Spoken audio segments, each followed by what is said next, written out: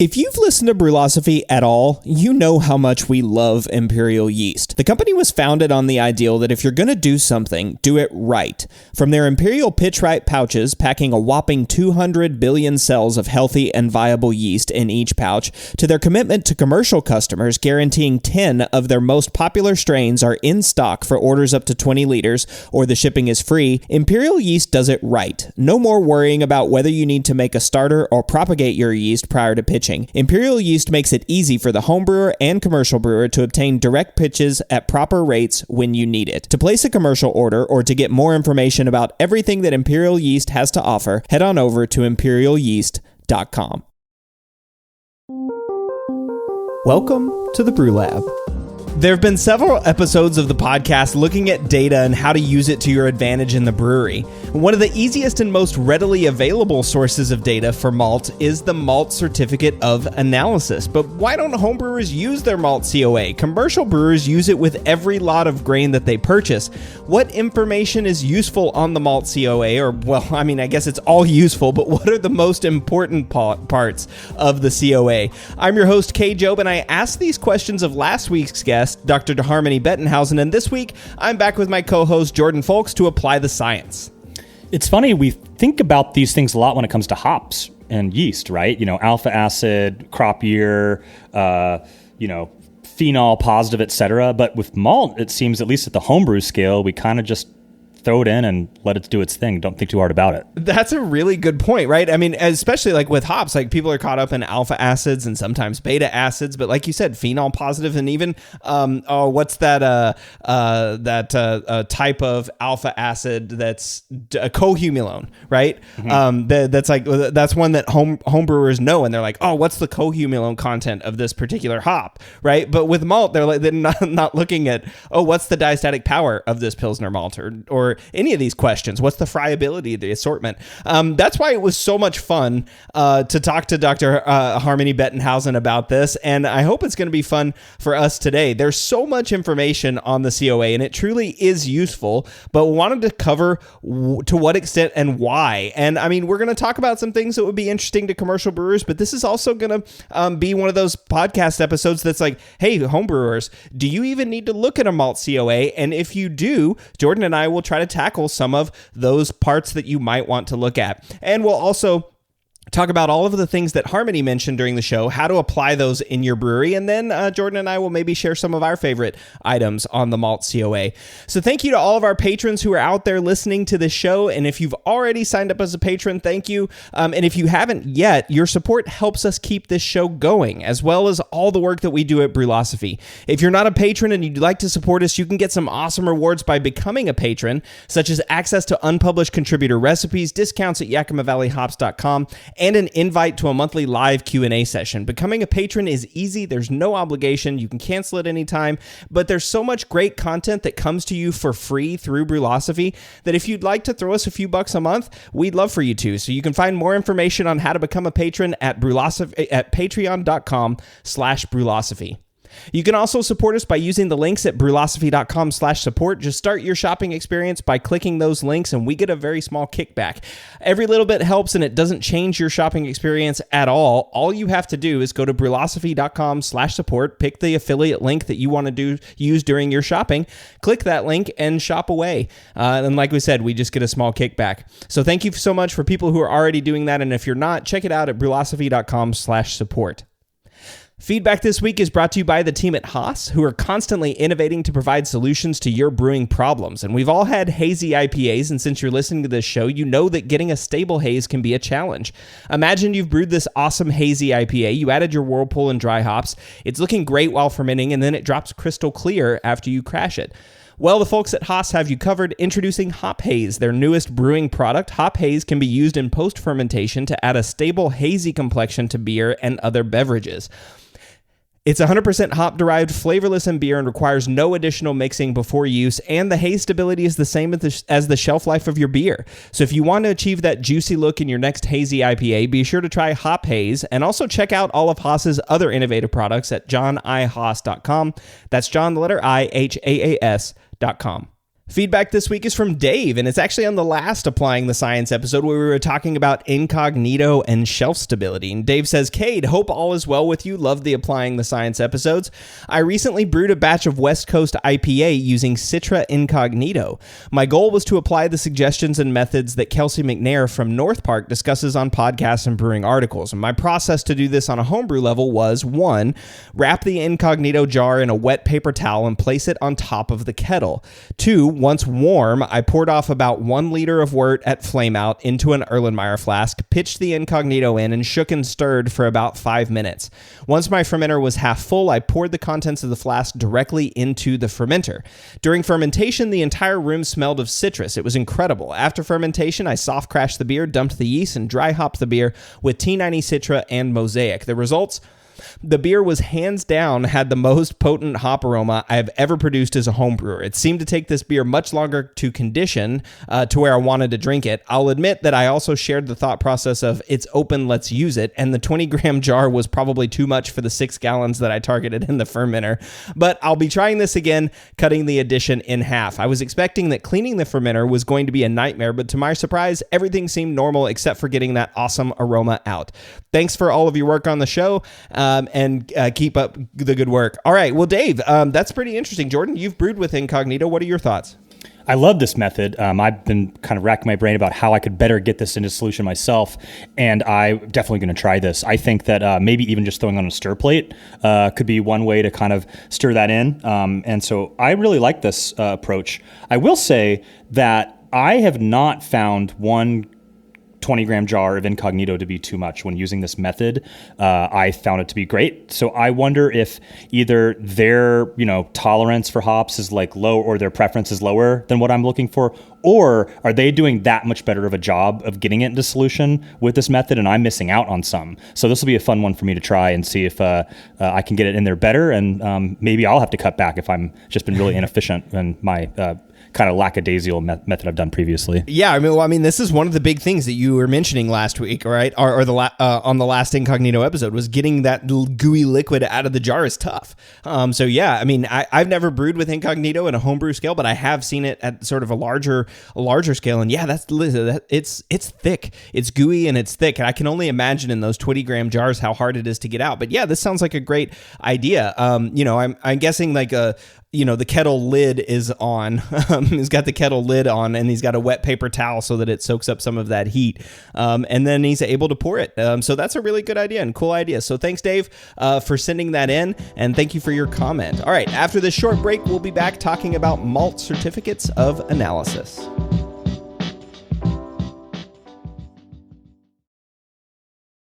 The dry yeast revolution is here, and Cellar Science is leading the charge. Cellar Science has expanded the world of dry yeast far beyond the drab landscape of yesteryear. With over 20 strains of beer and wine yeast now available, you can brew any style. Not to mention that their unique growth and harvesting process greatly increases lipid levels in yeast cell walls, removing the need to aerate your wort on the first pitch and allowing you to directly pitch without rehydration. Couple that with the other advantages of dry yeast, such as higher cell count and viability, and you can clearly see why commercial breweries across the U.S. are using dry yeast and choosing Cellar Science.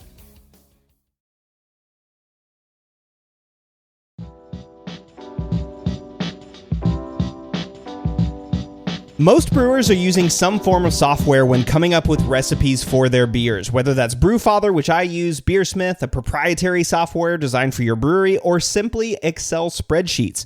Everyone who does this selects grains from the list, inputs amounts, and then the software spits out expectations for the recipe like OG, color, and maybe even the amount of water needed. These targets are based on equipment, but fundamentally they're also based on the parameters of the grains that someone somewhere put into the system based on a malt COA. Jordan, have you ever wondered whether those grain specifications are actually accurate? Or another question, have you ever changed the grain specs in whatever software you're using?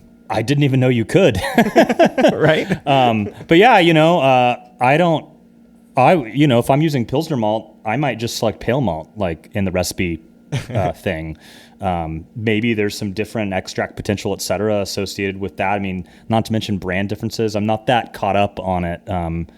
obviously I wouldn't use Carafa 3 as my base grain, knowing that I'm using Pilsner malt or something. Right. But yeah, I haven't paid that much attention and haven't been that worried about it. Yeah. It's interesting, and it makes me wonder. I mean, something like, a software like Brewfather or something, I mean, I'm sure that's updated fairly regularly. I mean, it's online, or at least it's internet based. So I'm sure, that those things are updated, but who knows? I've never actually thought about where that information comes from, right? Like maybe that's a question for Brad Smith, and maybe I could reach out to him and ask, like, where do you get that information on Beersmith?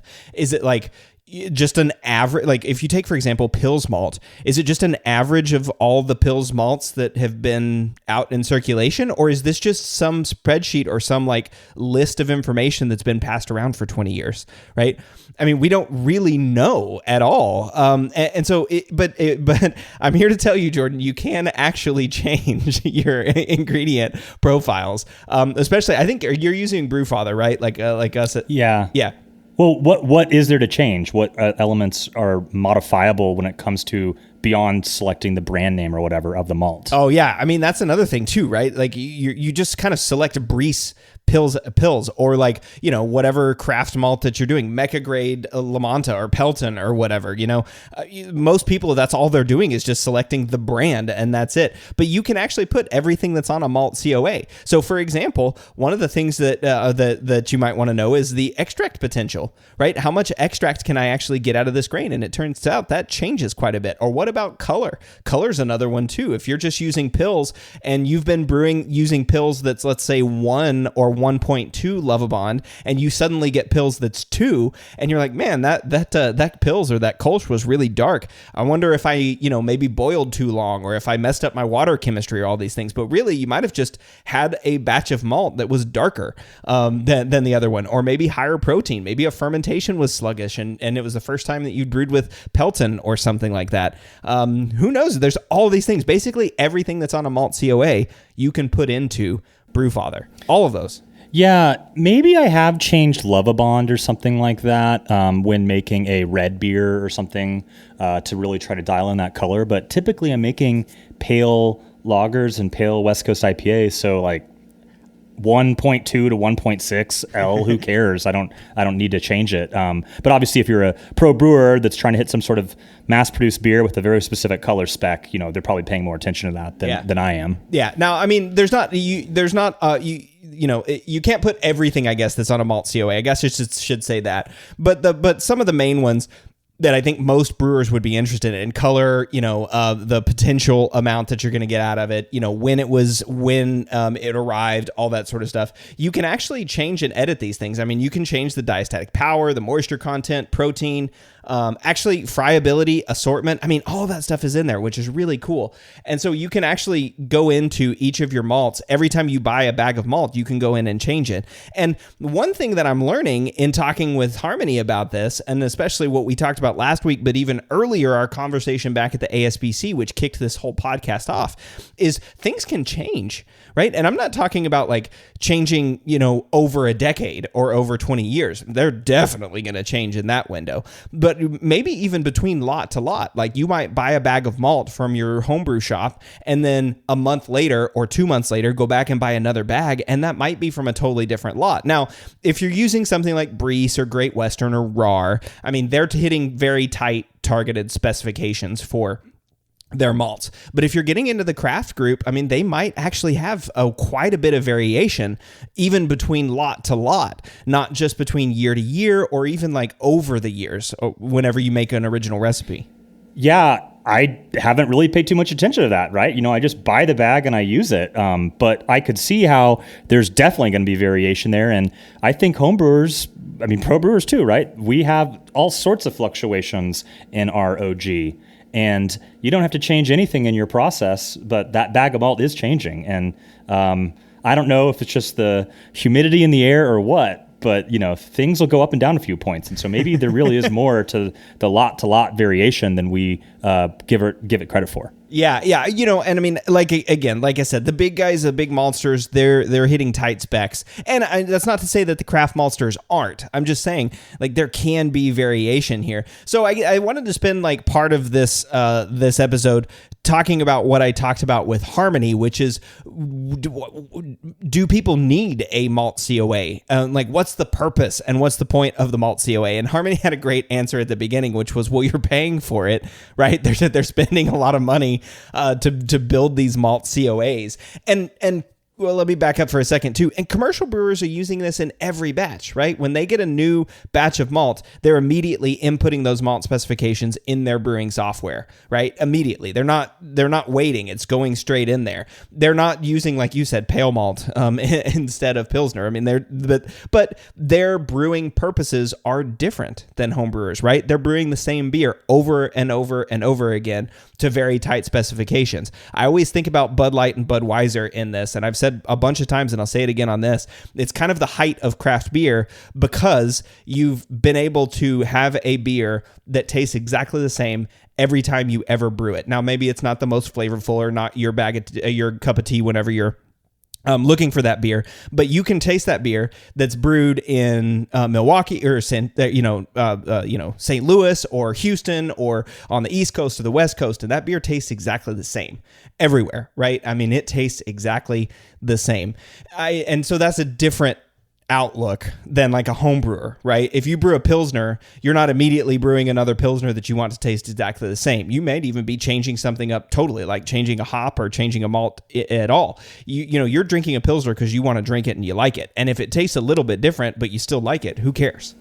Right? Different. Right. And that's part of the fun of craft brewing and home brewing is that there is a little bit of vintage or terroir or variability, right? That like, wow, this is a good batch. That's part of the fun. Yeah, totally. Right. And I always think about too, there's that one batch that you can always remember was like, oh my God, that batch was really good. I want to redo that one, right? That's the one that I want to hit. But if you changed your malt without even knowing it, how can you hit it, right? Even if you did everything exactly the same, but you used a different batch of malt, which had different specifications, you're not brewing the same beer. Yeah, I make a Märzen every year, and just yesterday a friend was like, wow, your Märzen recipe is so good. And one, I riffed it off something I got off the internet. But two, it's like, I mean, really, it's the execution. It's just I executed well this time because, recipe is so insignificant in the grand scheme of things when it comes to making a world-class beer. Fermentation, oxidation control, et cetera. All of that is so critical, and yet we put so much stock into the recipe.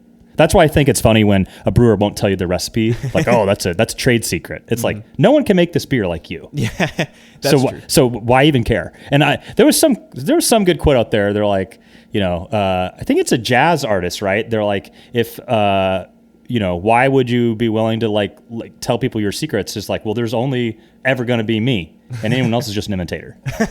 Yeah, I think I know this quote. It's tickling the back of my brain. I'm not doing it justice, but I swear it's a good quote. That's true. Maybe somebody will send it in with feedback, and we can read that next week. But no, I mean, that's a good point. Although I do think recipe design is important, right? I mean, because you do have to get like percentages and things. I mean, the hops and the balance and all that has to hit, and there is technique too. But like I said, if you, like I said on the episode with Harmony, when I brew my Kolsch is 95% pale or Pilsner malt, right? And then 5% red wheat. And that's pale or Pilsner malt. Those are two totally different types of malt, right? And so a lot of the variation in Pilsner wouldn't even fall outside of the variation between Pilsner and pale malt, right? Like, you could change Pilsner malt over a year and it might not ever get over into that pale malt category in terms of like the malt specifications. So that being said, with my Kolsch recipe that I'm very proud of, I still think, the recipe does matter because the execution has to be great to have a great beer, right? You've got to control oxygen. You have to brew appropriately. You've got to, watch your packaging. You want to make sure it's stored stable and all that sort of stuff. You have to have great brewing practices in order to make great beer. But the differences between beers are recipe, in my opinion. Like the ones that are truly great or like the really great IPA is like, oh, we mixed these hops with this malt character at this ABV and boom, it made this like magical beer. Right? Those are sort of like high level macro specs. But the whole point of the Malt COA and the whole point of this episode with Harmony is that if you make that great beer, but then your malt specifications change and you don't do anything with that, you're not making that same great beer. Maybe it's close. Maybe it's even a little bit better. I mean, I don't know. But it's so important, it seems to me, to like look at your malt COA. And so I mean, I've never actually updated any of the ingredients in Brewfather myself either. But after this episode and after talking with other brewers, and especially commercial brewers, I'm starting to think maybe we should, as home brewers, pay more attention. Maybe things that we spin off about, like, oh, my efficiency was really low on this batch, or oh, my color, this beer is darker than what I thought. Maybe I had too much, or I messed up my water chemistry, or any of these things. Maybe some of these things are actually just malt based because we're not actually changing those specs in our brewing software. I mean, I don't know. What do you think about that? Well, I'm actually going to answer with a question to you is, do you think that there are certain styles that this stuff would matter more for? Oh, that's a good question. Because, like, would I think that like hoppy beers, might, you're kind of just creating a malt backbone, right? The malt isn't really shining. But maybe something like a Märzen, yeah, right? Or something like a Schwarzbier, or like a, something that's really malt forward, or maybe even like some English, malty beers, or like English bitters even. I mean, those might be, or dark mild might, or maybe a porter too, right? If because you've got some chocolate and some roast and sort of those beers, and those can overpower. But if you're not having, if you don't have that like crackery, bready, toasty character to it too, it really like sort of loses something. You know what I mean? Yeah. And it makes me think about like what's on the COA, like if there are certain beer styles in which that stuff matters more. So I guess like the fan example, right? That the shelf stability becomes poorer. With too much fan, I think is what it was. Yeah. Mm-hmm. There's probably certain styles that shelf stability is a bigger concern. Maybe a good example would be like Saison. It seems to fare pretty well in like a bottle, right? It can hold up to being treated a little rougher, it seems, compared to like an IPA or a light lager or something like that you really don't want. There's nothing to support it if it starts to fall off. Yeah, for sure. I mean, I think about those beers, those IPAs that I made that were totally, oxygenated, that were like where I was using metabisulfite, and how those beers like turned purple within a week. And it doesn't even have to get that far, right? The shelf stability of some of those beers, like you said, someone like a Saison might benefit from looking differently at the malt spec. And that was one of those things that Harmony was talking about with small grains, right? So Saison's going to have a good proportion, usually, of an unmalted wheat in there, or at least some wheat beer of some kind, and so that could significantly change, especially like protein, right? And your fan analysis, if your fan content is way high, maybe that's a reason why Saisons are less shelf stable. Well, here's a very specific question, I think, along these lines. One thing I've noticed is that my efficiency takes a hit when I use wheat.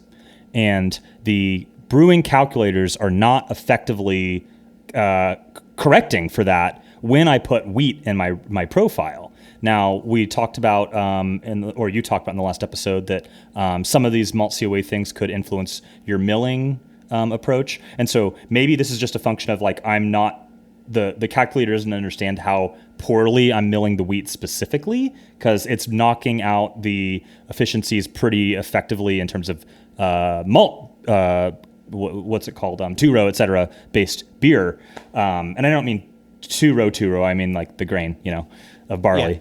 Yeah. Right. Yeah, you like mean pale malt. Yeah. What am I missing on the malt COA? That's like, what is the calculator missing? Like, why is my wheat brewing so inefficient, and why are Brewsmith, Beersmith, et cetera's not able to appropriately account for the efficiency hit that I'm inevitably getting with wheat? Yeah, I mean, this is a great question, right? I think Harmony would have a great answer for this. She talked about a little bit like the small grains, what she was talking about, but it's basically just anything other than barley, right? Or malted barley, rye or sorghum or wheat or any of that other stuff, that's used in beer. And what she was saying is one of the difficulties is they don't know what is going to happen with these malt COA characteristics, right? Because brewers are looking at a malt COA and using things like friability or assortment or fan, some of those things that we talked about in the episode, but they may not apply to wheat, right? Like maybe the friability of wheat needs to be, much higher than 90%, or maybe it needs to be much lower. I think much higher. Like maybe it needs to be like a little bit more friable so that it cracks easier or something like that. I think that's what Harmony was saying. But if I mess that up, Harmony, just let me know and I'll read that back in as feedback. But this is something that she's wanting to look at, right? And so I think this is something that's probably coming out of her lab in the future, is looking at how small grains, how these malt COA characteristics impact small grains. But this was a great segue, right? That was Harmony's most important item to take away from the malt COA was friability. And the reason is because it kind of defines how you should mill the malt. And I thought this was a great comment. If you notice, extract potential wasn't one of Harmony's top 3. And if you asked a home brewer, like, what's the most important thing on the malt COA, they're probably going to tell you either extract potential or color, right? And probably extract potential, like how much extract can I get out of this, right? Because most homebrewers are worried about hitting their OGs and efficiencies and all this sort of stuff. So I would guess that's what most homebrewers are probably going to say.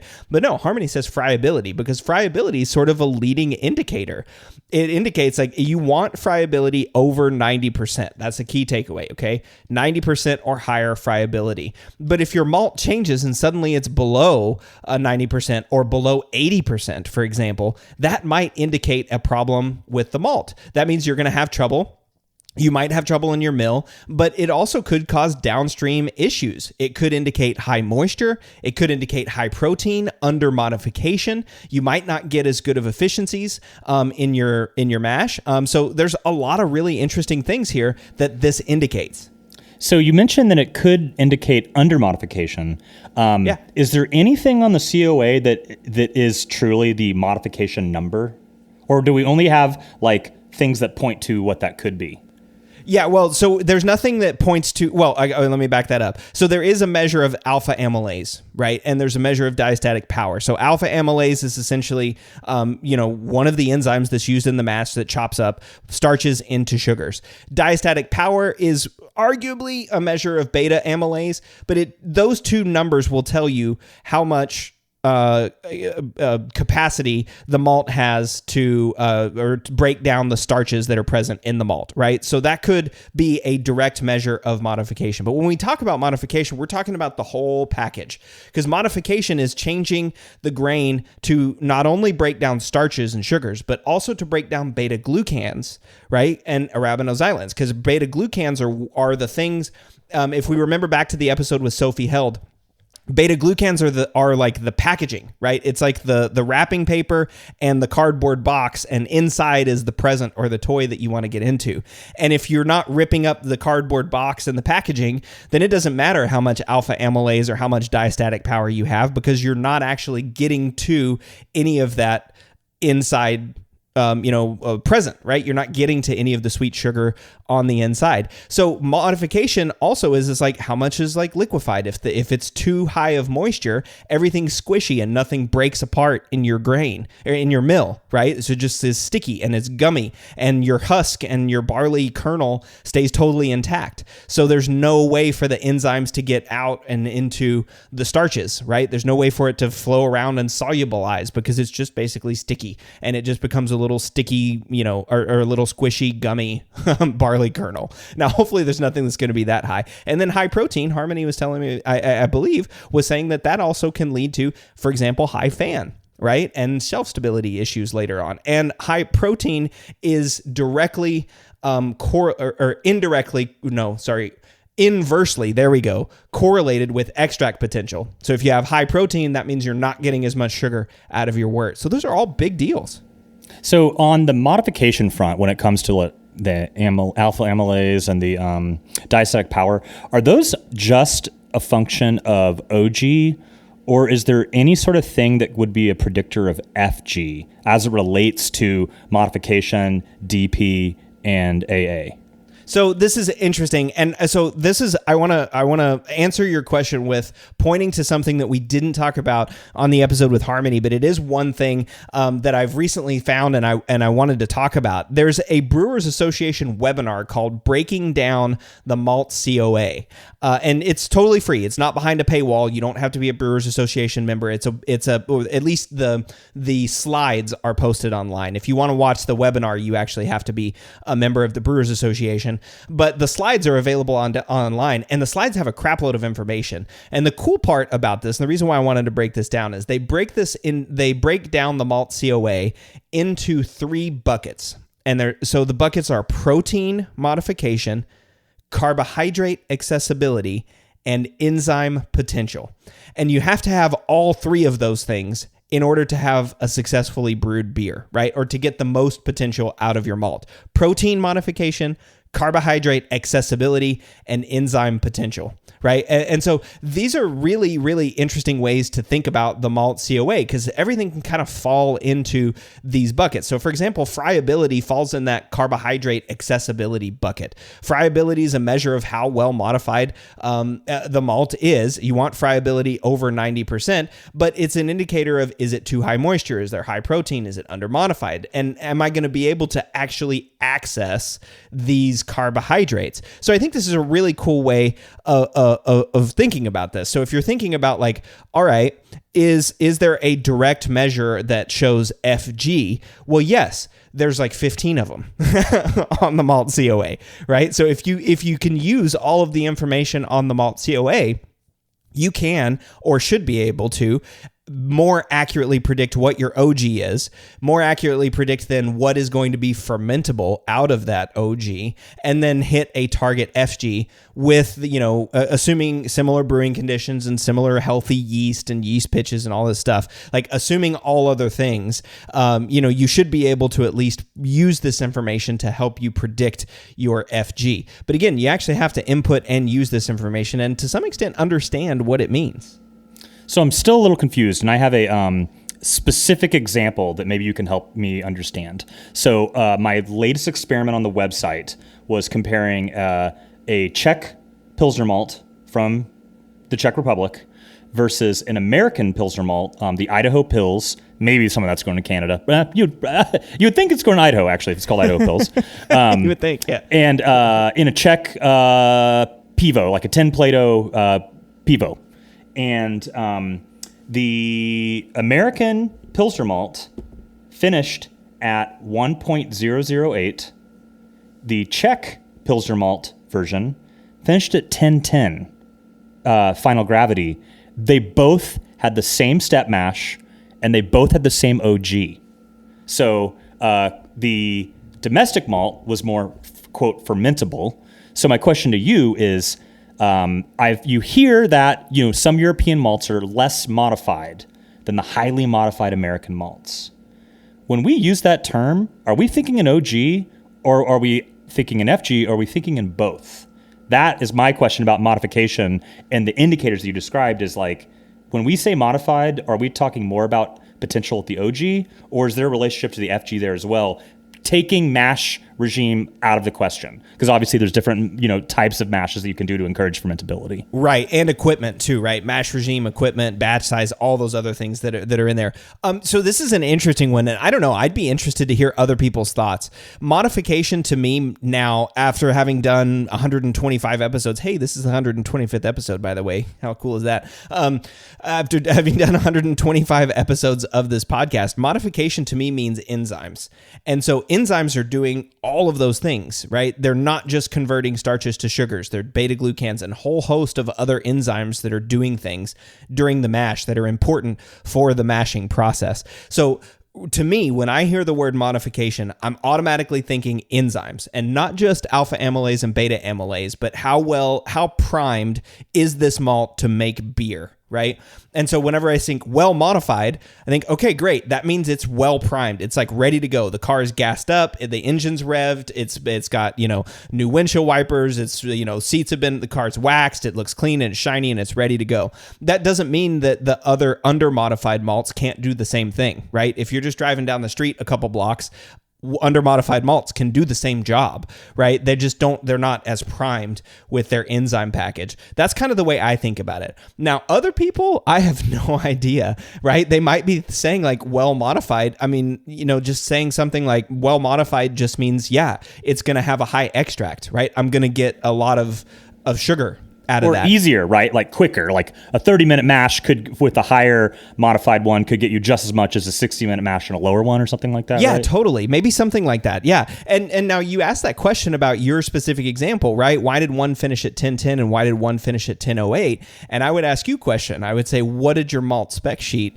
say was the extract potential? You got me. Right?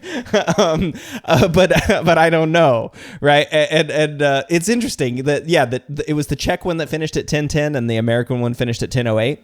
Yes. Yeah, so who knows? Maybe there was a little bit more.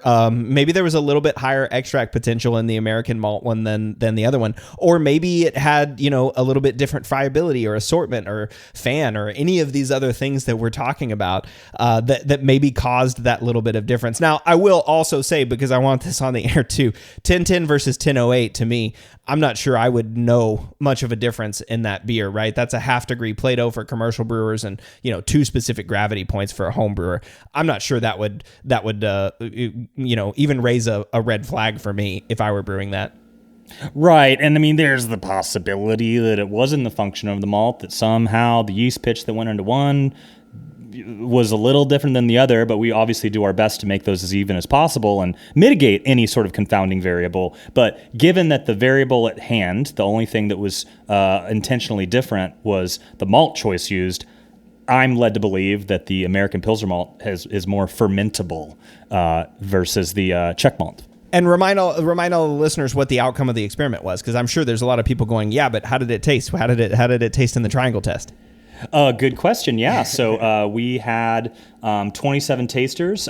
14 would have been necessary to hit that p-value of 0.5 or less to indicate that it was statistically significant, but only 11 did, p of 0.27. So tasters were not reliably able to distinguish a Czech pale lager with American malt from one that was made with Czech malt. And in my semi-blind triangle test, I couldn't get it right either. And so I think first off, it shows that it's really hard to taste half Plato's difference. But even with the actual malt being different, they tasted pretty dang similar, especially after lagering. When they were young, it's like, oh yeah, that tastes different.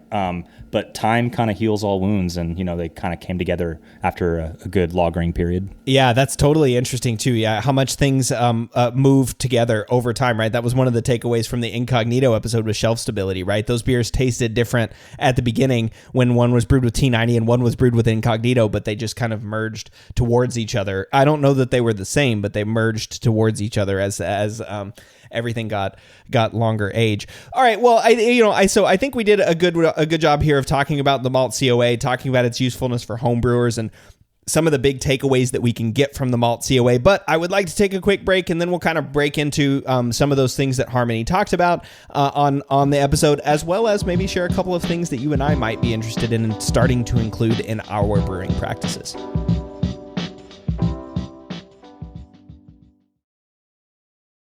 One of the biggest improvements to my brewing practices was the upgrade to stainless steel, and Delta Brewing Systems offers some of the lowest prices on high-quality stainless gear, like the Firm Tank, which holds 8 gallons or 30 liters of wort, comes with a domed lid to reduce the chances of a messy blow-off, and it can hold up to 4 psi of pressure. Delta Brewing Systems also has their own line of brew kettles, as well as one of the lowest-priced all-in-one electric brew systems out there, and their prices are remarkably affordable. If you're in the market for legit stainless gear that won't break the bank, you've got to check out deltabrewingsystems.com.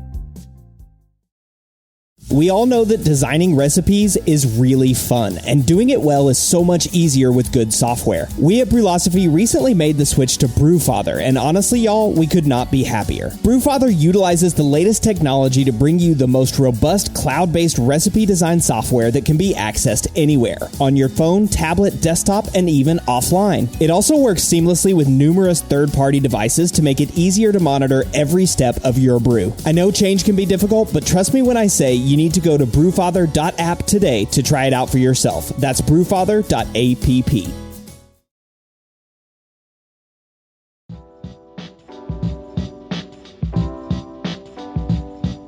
Great artists are obsessed with quality. Quality of supplies, quality of the tools used, and quality of the end product itself. They pay close attention to all of the details. Painters, for example, look at the components of the paint that they're using. Photographers look at light and lens characteristics, and brewers might also want to look at their malt characteristics, which we have easy access to from our suppliers via the Malt COA. Malt wants to be seen, Jordan. Shouldn't we look at it? Well, you're really making a strong argument for it, as someone that doesn't pay that much attention to it. But malt is, outside of water, the biggest ingredient in beer. But it could be a very big cost driver, too, for what you're paying for to put into your beer. So you'd think you'd want to pay attention to make sure that you know what it's doing and it's doing what you want it to do. Yeah, I think that last little bit is the key, right? That it's doing what you want it to do. And I think about my Kolsch recipe, right? I keep going back to it. It's like, okay, 95%, pale or Pils malt and 5% red wheat. I like it because it's just a very simple, easy malt bill. I established this recipe like over 5 years ago. Right. And so I don't know how much the malt has changed since then. Should it be 95% or should it be something like, 94% or 93% or 92% or 90%? I mean, I don't know if the extract potential in the malt itself has changed or like we've heard about that protein is going up or some other characteristics. Or should it be 100%? I recently read an article through one of the outlets, and it was a guy that was really into Kolsch, and he argued that he's like, how did wheat get mixed into this thing? He's like, the Kolsch brewers in Cologne aren't using wheat. Yeah. So I thought that was interesting because I always had heard you use a little bit of wheat in Kolsch. That's traditional. And maybe it was like in that like little Kolsch book from the Brewers Element series or whatever, that recipe, they use wheat, and we just have been using it ever since in America. But I don't know. Had you heard that it's actually mostly just pale malt over there? Oh, totally. Yeah. Ricardo Frisch, who's one of the Austin Zealots and really fantastic German brewer. I think he's from Argentina, but he spent some time in Germany. He's a fantastic German brewer. And I was telling him my Kolsch recipe, and he said, don't put the wheat in the Kolsch, right? And I was like, well, why? And it was like, it tastes good. I thought we did that. Yeah. And he's like, no, nobody in Cologne puts wheat in their Kolsch. They don't do that. That's not an authentic Kolsch. By the way, Ricardo makes one of the best Kolsch's I've ever tasted in my life. So, Is there wheat in it? I don't know if there's wheat in it. I hope not. Ricardo, if you're listening and send that to me, let me know. But the whole reason why I bring that up is, again, like, I don't know how this changed. And my Kolsch recipe, or how it's changed since the 5 years ago that I decided to make this recipe, right? And my Kolsch recipe is a very simple malt bill, right? It's that one pale or Pilsner malt and then the little bit of wheat. But how does something like that's got a more complicated malt bill or even a simpler, right? Like, how does something that's maybe got 100% Pils or 100% pale that you've put your hops in at these ratios such that the bitterness offsets, the malty sweetness and some of the other flavor characteristics, but, so that you hit a right ABV, maybe that's changed over time, right? Maybe the malt itself has changed over time and you shouldn't be using the same recipe that you used 5 years ago. Assuming you care. Well, yeah, I guess that's true. If it still tastes great, then why screw with it, right? Yeah. Well, and what did we learn in the last segment? That you can't taste the difference between half Play-Doh and finishing gravity, you know? And so, but that's the beauty of homebrewing is we don't have some sort of TTB label that we're trying to hit. And obviously we don't want to, it'd be a problem if you told someone it was a session strength beer and it was 14% alcohol or something like that. Sure, yeah. Don't do that. Yeah. But I don't think that we really care at the homebrew level if it's 5.2 versus 5.0 ABV. Sure. And I think most homebrewers wouldn't even be able to measure that, right? I mean, they're just measuring an OG, FG, and then making an estimate there, about what the ABV is, right? Most homebrewers aren't going to be able to measure it. Although, with an OG and an FG, you can calculate the ABV, I suppose. That'll tell you how much sugar was actually consumed and thus how much alcohol was produced because of the chemical reaction that happens. But in any event, it's an interesting commentary, right? Like, do homebrewers even need this? I mean, is it something that we even care about? Especially if, like you, Jordan, you're just using Pils and pale malt for basically everything, right? I mean, or at least a huge portion of your malt. Does it really matter if it changes? If it's like a few degrees different in, friability or assortment or any of these things? Does it really matter all that much? And I think it does, or I think it can. And especially as we move over time, right? Again, I mean, recipes, I don't know when the last time you changed your recipes. Maybe you're changing your recipes very often and very frequently. But for me, when I find a good recipe, I usually stick to it every time I brew that beer. But I might not brew that beer again for, a year or two or whatever. Or it might be the only time I brew that beer that year, right? Yeah, but do you really stick to it? Like, are you... Because you said that you use Pilsner malt or pale malt, right? Right. In your Kolsch, right? Yeah. And so it sounds like, and within those two, are you like really brand dogmatic? Or are you like, I'm trying this one this time, right? Like, even you yourself have some variability in these recipes. Well, totally, but I'm wondering if I should have variability in those, right? I'm wondering, because you're absolutely right, because a lot of times, I would try, let's say, I want to use Mecca Grade's Pelton, right? I want to use their pills.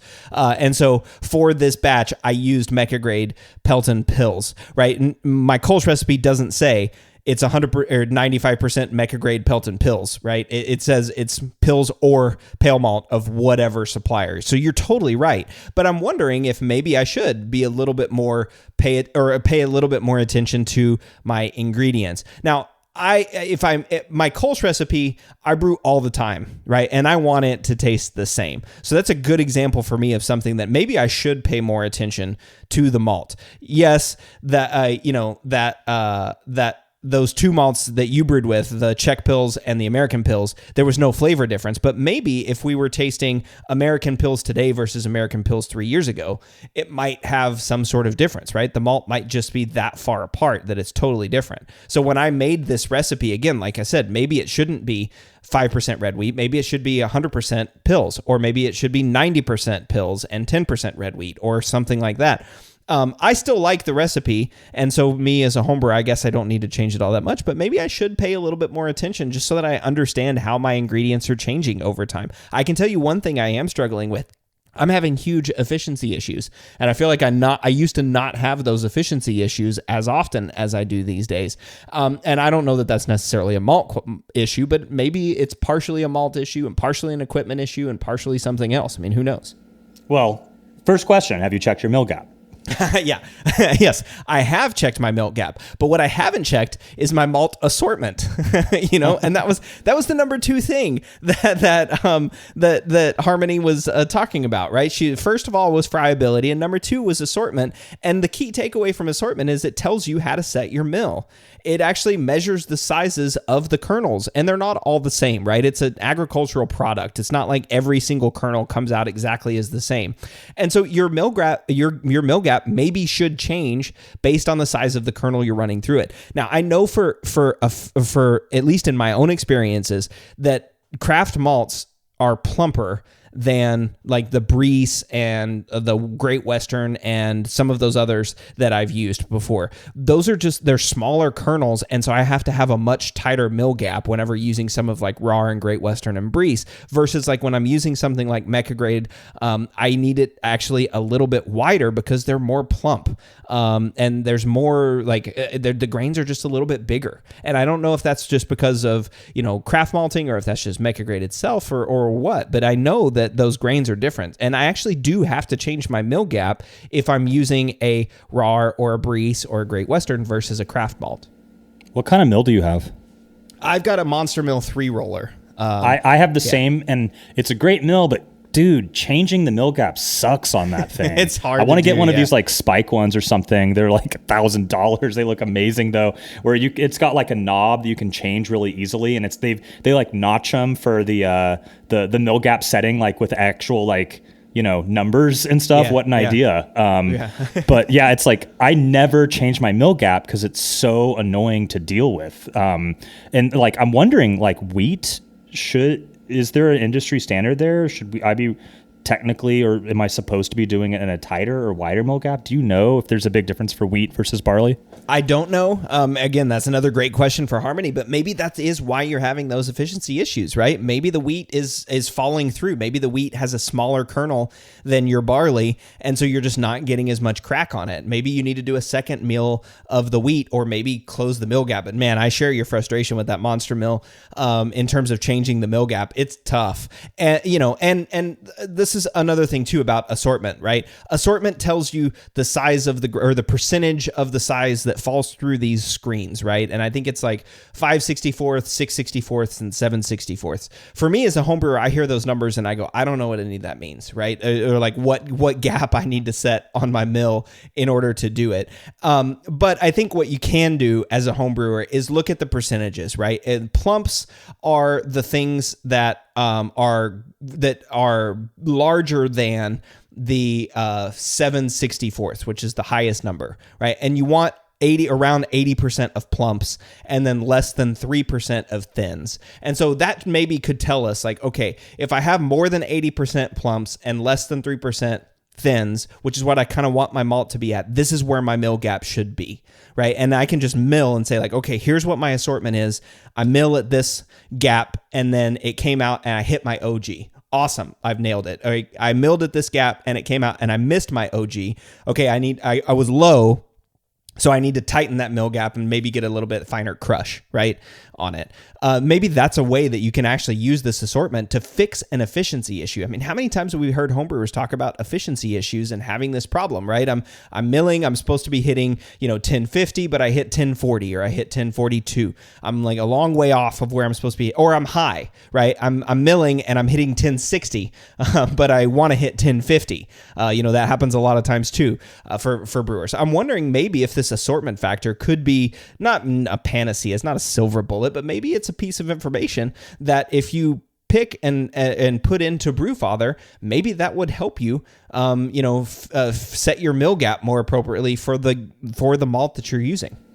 So related to milling, I have two questions, or kind of two extremes that I see. One is like milling to flour. And I think that you all kind of mentioned something about that. Like one of these is like kind of unrealistic. Maybe it was like so fine or something. And then the other thing would be mashing unmilled grains. What would be the outcome there? Like for milling, like mashing with flour, is that technically okay as long as you have the filtration system to deal with that? Or would that create some sort of other downstream problem? Yeah, so this is, again, I'm over my skis a little bit here, but I'm going to tell you some things that I have in my personal experience about undermilling or malt.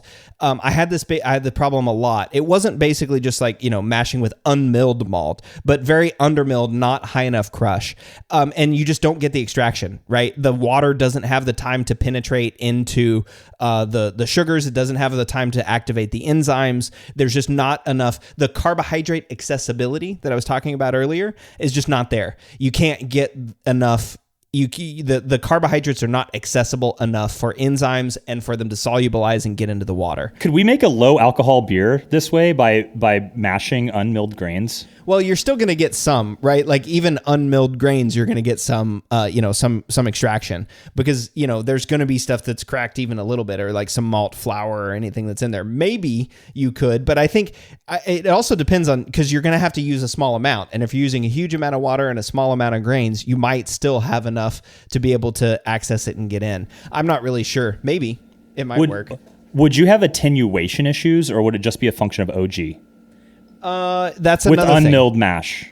Right. So that's another thing, right? And I'll answer this question by answering about the fine powder, right? When you have the fine powder, you sometimes extract a whole bunch of other things, right? You might extract tannins, you might extract, additional proteins, you might extract, haze forming proteins, for example. Those might solubilize because you've basically just made a flour. One big thing with over milling is color change. You extract a whole bunch of other color. I'm not sure, metabolites. I don't know if that's the right word. Color causing things.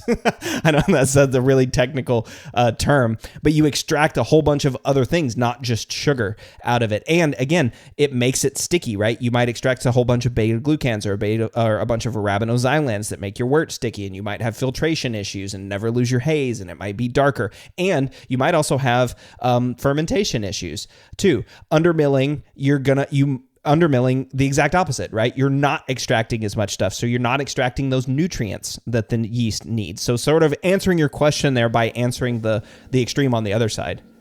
Do you know, I think that Full Sail mashes flour, and Session Lager kicks ass. It wins like Great American Beer Fest gold in the American Adjunct Lager or whatever category, like every year. That beer is incredible. And I think if I remember from the tour, that they are mashing flour, and they have this like crazy like 10 filtration step thing. And but it's a huge sustainability benefit because they have like no mash grain absorption loss. They're able to like get all the liquid out. And so their water per pint is like really below industry standards. They're super sustainable. And if I'm remembering this correctly, that the flour mash is like a big part of that. Yeah. Have you heard of that?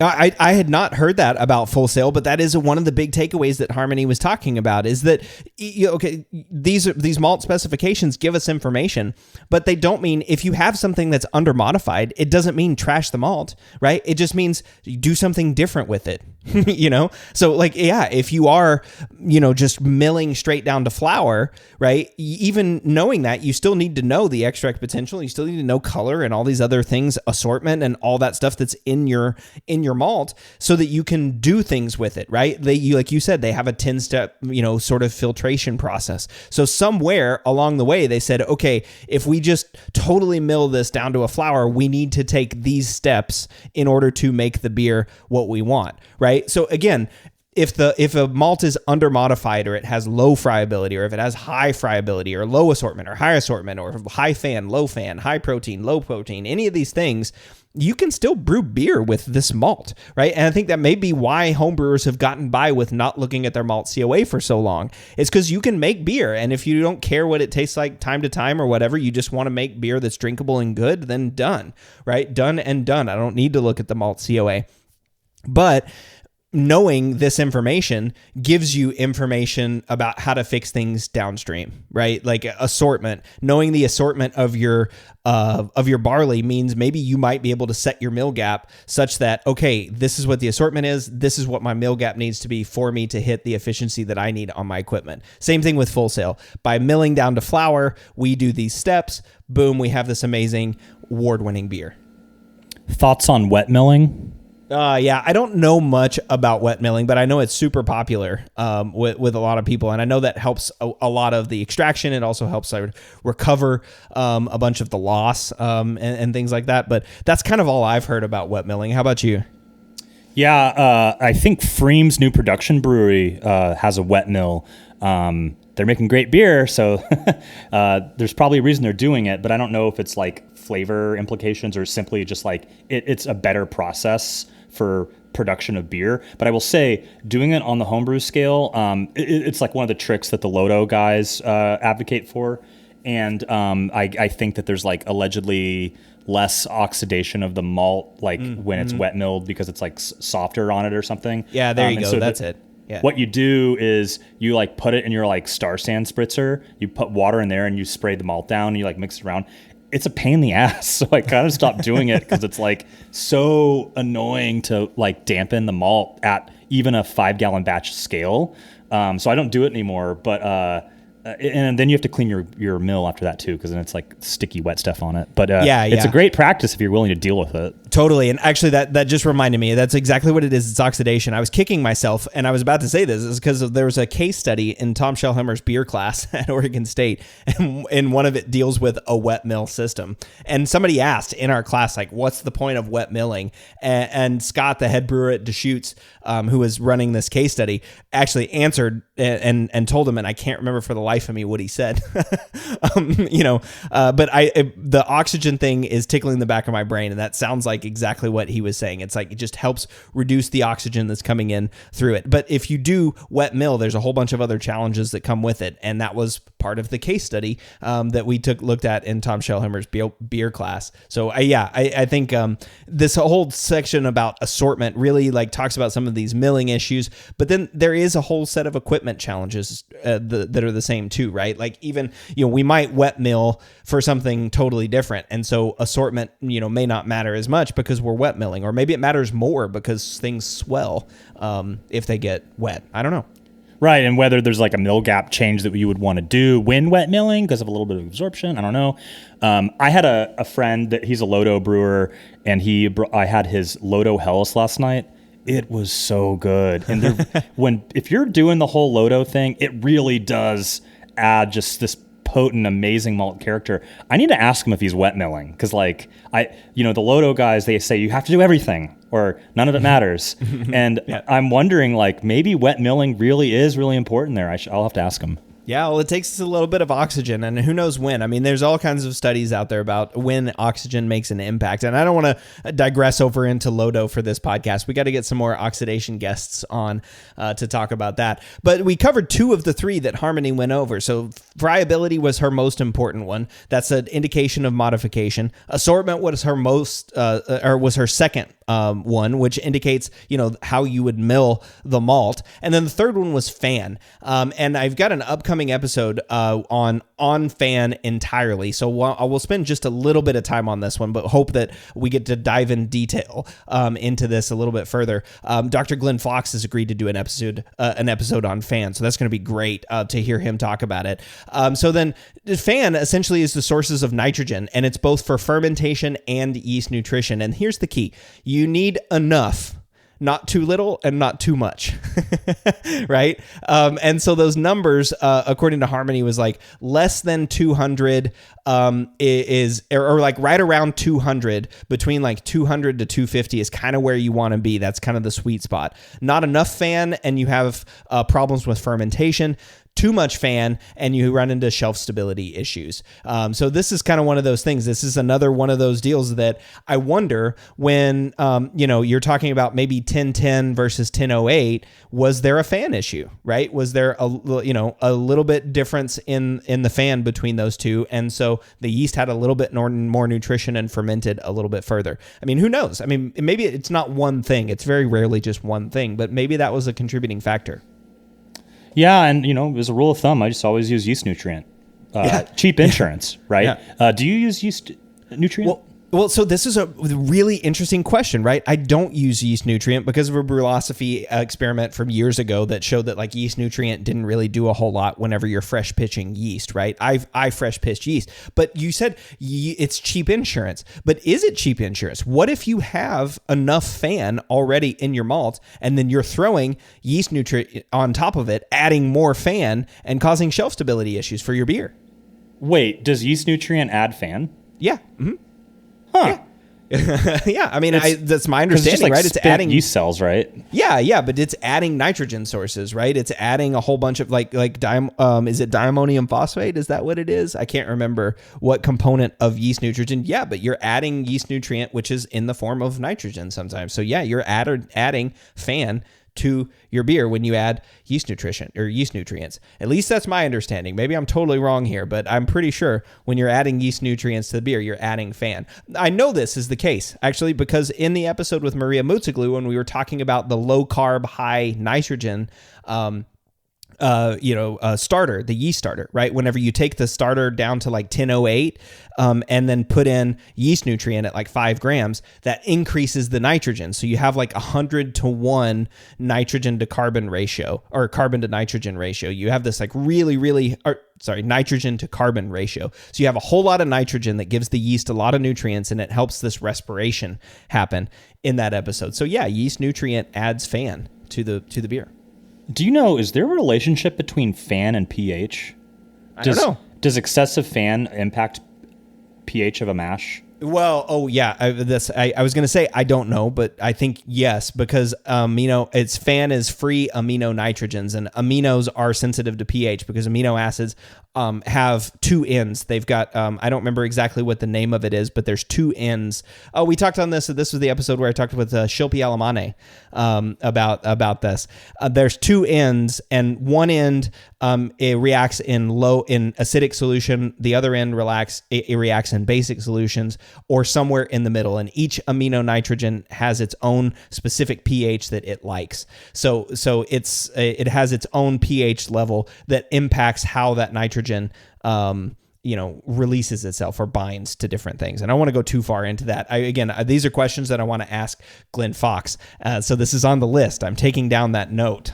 This is feedback from Jordan for that episode. Well, when you ask him, I'm then curious if there's like an optimal pH for fan extraction or lack thereof, right? Because we're targeting mash pHs for like efficiency, really, right? And just like getting it the optimal, environment for those alpha amylase and beta amylase reactions and stuff that we want to make the beer to be the sufficient OG at the sufficient time and sufficiently fermentable. But it makes me wonder if there's like a relationship with like actual fan extraction with pH. And if you wanted less, you could use a different pH for that purpose. Well, yeah, and so I would say fan, again, is free amino nitrogen. So it's a whole bunch of different amino acids, right? There's a lot of different amino acids, and they're in different proportions out there, right? And so you can actually break down fan into its component amino acids that are available for nitrogen. Yeast uses some of those, and it doesn't use others. It also turns some amino acids into off flavors.